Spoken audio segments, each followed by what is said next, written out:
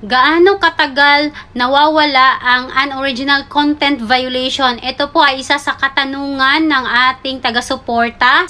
Kadalasan pong nangyayari ay umaabot po ito hanggang 90 days. Isa po kasi sa mabigat na parusa ang unoriginal content.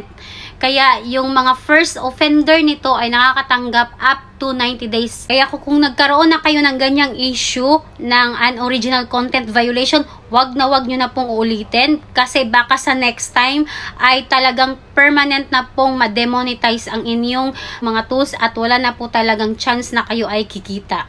Pero nakadepende pa rin po yan sa performance nyo at depende po sa case na nangyari po sa inyo.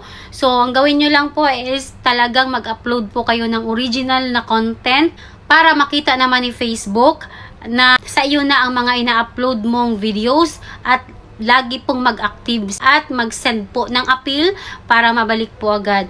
Okay, sa mga natunan, please share this video and follow mo ako for more tips.